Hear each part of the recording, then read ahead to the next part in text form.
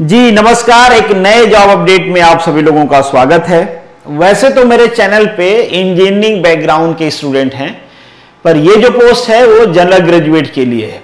Generally जो general graduate की post होती है वहां पे मेंशन कर देते हैं, आजकल ये ट्रेंड चल रहा है कि इंजीनियरिंग बैकग्राउंड के कैंडिडेट इसमें एलिजिबल नहीं है, और स्पेशली अगर वो लोअर क्लास की पोस्ट है तो। पर यहाँ पे ऐसा कुछ मेंशन नहीं है।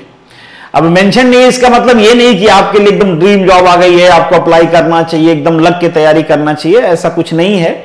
इस पोस्ट को आप एज अ बैकअप प्लान लेके चल सकते हो। ये आपका प्लान बी हो सकता है, और प्लान बी के लिए बहुत ही सुटेबल है। ये क्यों है अभी आपको बताता हूं मैं। कई सारे रीजन है, सारे रीजन आपको बताऊंगा, पर उससे पहले वैकेंसी के बारे में डिस्कस कर लेते हैं। पहली चीज तो यही है इस वैकेंसी का कि अगर आप किसी भी तरीके से किसी भी स्ट्रीम में आपका ग्रेजुएशन है तो आप इस पोस्ट के लिए एलिजिबल हो। नंबर ऑफ वैकेंसी काफी है, मतलब आप देख पाओगे 1778 वैकेंसी है।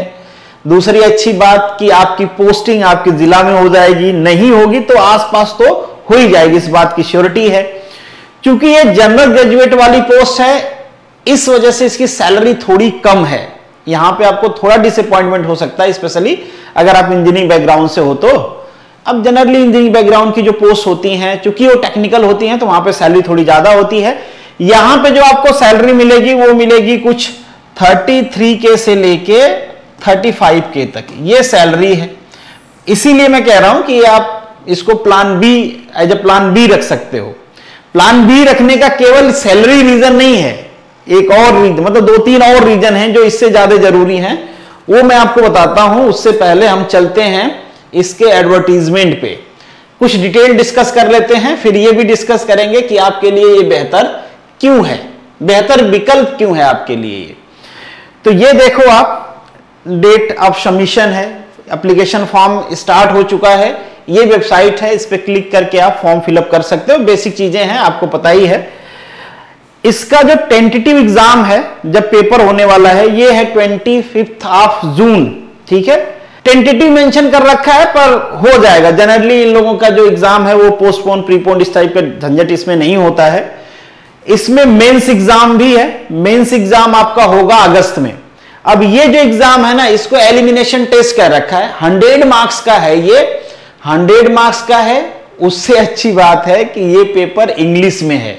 इसी वजह से मैं कह रहा हूं कि इंजीनियरिंग बैकग्राउंड के जो कैंडिडेट हैं उनको यहां पे एज है। जो सिलेबस दे रखा है आगे मैं वो भी दिखाता हूं, हो सकता है आप लोगों ने देखा होगा।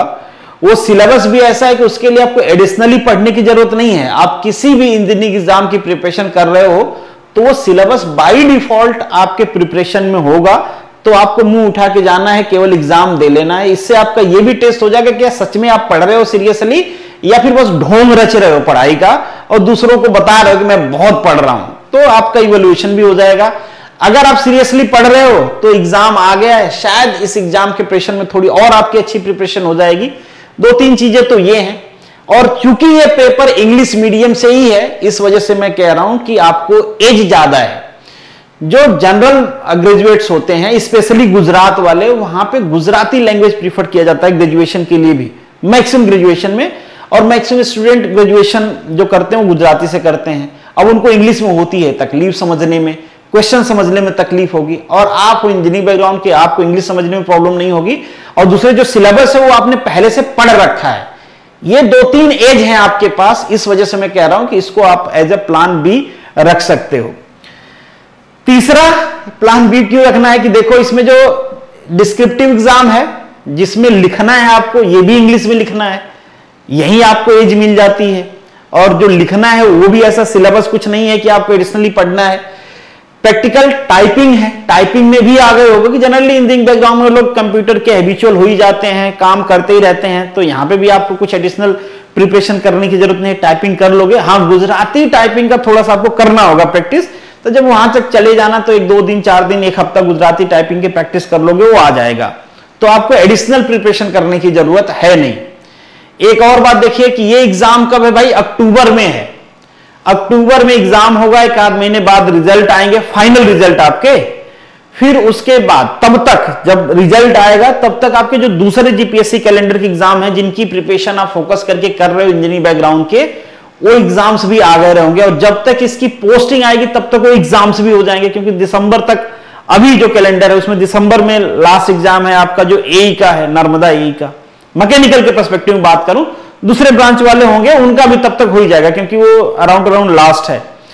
तो आप अगर मान लीजिए अनफॉर्चुनेट कि उन एग्जाम्स में आप अच्छा परफॉर्म नहीं कर पाते हो, और यहां पे आपने ठीक से पढ़ाई किया है, जिस एग्जाम की भी पढ़ाई कर रहे हो, और यहां पे आपका एग्जाम ठीक चला जाता है, तो एटलीस्ट बैकअप में आपके पास एक नौकरी रहेगी। और नौकरी भी ऐसी नहीं है कि बहुत हेक्टिक है, वहां पे जाके भी आप अपनी प्रिपरेशन कंटिन्यू रख सकते हो।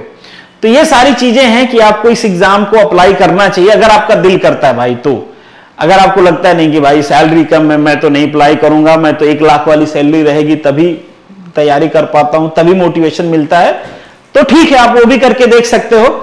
पर आप बहुत दिनों से परेशान हो, आप कंपटीशन बीट नहीं कर पा रहे हो, इस बात को एक्सेप्ट कर लेने में कोई बुराई नहीं है। अगर आप कुछ सालों से तैयारी कर रहे हो, आपका सिलेक्शन नहीं हो पा रहा वहां पे, तो एक बार आपको ये ट्राई करना चाहिए। थोड़ा सा अगर सिलेक्शन ले लेते हो, ज्वाइनिंग नहीं भी करोगे, तो थोड़ा सा बूस्ट मिलता है ना यार, प्रोफेशनली और मेंटली, कि भाई हाँ मैं सिलेक्शन तो ले पा रहा हूं।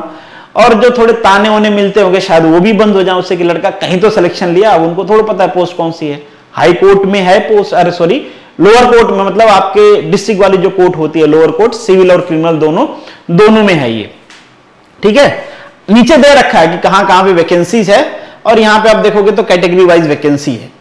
अब मैं आपको सिलेबस नीचे दिखा देता हूं। ये तो आपको पता है कि जो चीजें मैंने बता दिया, आपको बैचलर डिग्री आपको होनी चाहिए, बैचलर डिग्री आपके पास है ही, क्योंकि आप इंजीनियरिंग ग्रेजुएट हो। ये टाइपिंग गुजराती का, बेसिक नॉलेज कंप्यूटर का आपके पास है ही, क्या एडिशनल तैयारी करने की जरूरत है? नहीं। गुजराती भी आपको आती है, गुजराती ग्रामर ऑलरेडी आप लोगों ने पढ़ रखा है, क्योंकि आप ए की प्रिपरेशन किए हुए हो, दूसरे एग्जाम की प्रिपरेशन किए हुए हो, उसमें वो आती है। टाइपिंग में कोई इश्यूज है नहीं, इंग्लिश गुजराती हिंदी आपको आती है, इसमें भी कोई इश्यूज वाली बात नहीं है, तो कुछ एडिशनल आपको करने की जरूरत नहीं है। एज भी आपकी होगी ही, इसमें भी कोई प्रॉब्लम नहीं है, तो मतलब सब कुछ आपके फेवर में है। आप देख लो, रिलैक्सेशन भी दिया गया है, 1 ईयर का एडिशनल रिलैक्सेशन दिया गया है, वो कोविड की वजह से जो नोटिफिकेशन आया था गवर्नमेंट का, उसका भी है। रिजर्वेशन फी की बात नहीं करते हैं, फी आपको देख लेना 500 और 1000 रुपीज फी है। फी थोड़ा ज्यादा है जीपीएससी के कंपैरिजन में बात करें, पर कोई बात नहीं यार, अब नौकरी के लिए तो इतना आप पे कर ही सकते हो, ठीक है। आगे चलते हैं, स्कीम ऑफ एग्जामिनेशन। अब जो स्कीम ऑफ एग्जामिनेशन है, ये मैंने देखा तब डिसाइड किया कि भाई बना देता हूं एक, कि अगर आप थोड़ा कसमकस में हो कि फिलअप करें या नहीं करें, तो आप डिसीजन ले पाओगे। हो सकता है कुछ लोगों ने इसको फॉलो ही नहीं किया हो, ऐसी वैकेंसीज को, कि इंजीनियरिंग से रिलेटेड नहीं है। तो आप देखो यहाँ पे पहला टेस्ट जो एलिमिनेशन वाला है वो 100 मार्क्स का है। आपका 1 मार्क्स का 1 क्वेश्चन रहेगा, नेगेटिव 0.33 है, तो ये तो हैबिचुअल हो, आप ऐसा एग्जाम आपका होता है। यहां पे देखो, paper shall be English except the question in Gujarati. जो गुजराती वाले पोर्शन है वो तो गुजराती में रहेंगे, बाकी सारा इंग्लिश में रहेगा। इसी वजह से मैं कह रहा हूं कि यहां पे थोड़ा सा इंजीनियरिंग बैकग्राउंड या फिर ऐसे कैंडिडेट जिन्होंने इंग्लिश में किया हुआ है उनको एज मिल जाएगा, और बहुत हद तक तो कंपटीशन यहीं पे कम हो जाता है। फिर सिलेबस देखो आप, इंग्लिश लैंग्वेज, मैक्सिमम यहां पे जो लोग होंगे गुजरात से, उन्होंने आरटीओ की प्रिपरेशन किया होगा, इंग्लिश पढ़ा हुआ है उनकी, गुजराती लैंग्वेज पढ़ी हुई है। ए की प्रिपरेशन आपने किया है, पिछली बार एग्जाम दिया, अभी ए का एग्जाम गया है, आप लोगों ने जीके भी पढ़ाई होगा, ठीक है, तो उसमें भी आपको एडिशनल प्रिपरेशन करने की जरूरत नहीं है। और अभी चूंकि एग्जाम आ रहा है तो आप पढ़ भी रहे होगे, तो ऐसा कुछ नहीं है। ये सारे अर्थमेटिक्स हो गया, करंट अफेयर हो गया, Indian history, basic computer application, sport, ये सारे बेसिक नॉलेज, रीजनिंग, ये सभी चीजें आपने पढ़ा हुआ है।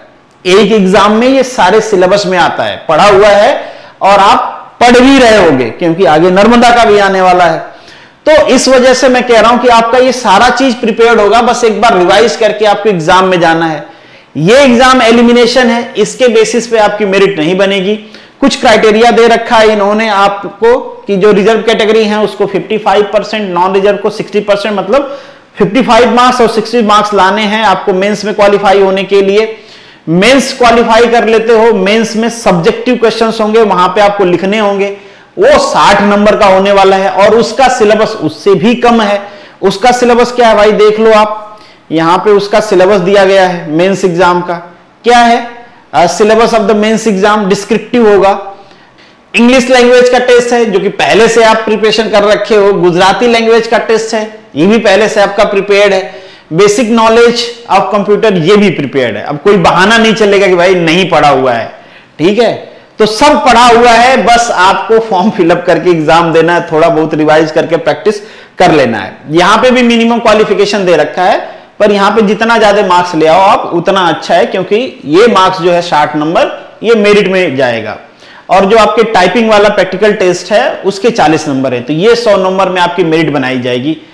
अब चाहे पहला एलिमिनेशन वाला एग्जाम हो, चाहे दूसरा मेंस वाला एग्जाम हो, चाहे तीसरा प्रैक्टिकल या टाइपिंग वाला एग्जाम हो, इसके लिए आपको कुछ एडिशनल टाइम देने की जरूरत नहीं है। सब चीजों आप लोगों ने पढ़ा हुआ है, बस आपको टेस्ट में अपीयर होना है। ये देखो, ये आपको टाइपिंग टेस्ट का है, कितना टाइप करना है ये दे रखा है, आपको इसके हिसाब से एक बार टाइप करके देख लेना है कि क्या भाई आप टाइप कर पा रहे हो या नहीं कर पा रहे हो।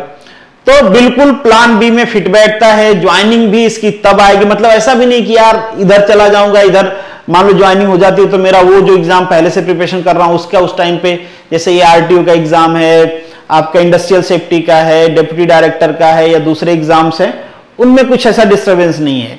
जो एमबी मतलब आरटीओ वाला एग्जाम तो लास्ट में उससे पहले ही हो जाएगा, और ए वाला भी आपका बाद में, एक सेफ्टी इंजीनियर इससे पहले आएगा, और कुछ एग्जाम इसके जो हैं मेंस वाले और वो वाले वो तो पहले ही हो जाएंगे, अभी हो जाएंगे, तो कुछ खास डिस्टर्बेंस भी नहीं है आपको। और इसके बहाने आप कम से कम वो सिलेबस तो तैयार कर लोगे, तो ये भी आपका एक फायदा है।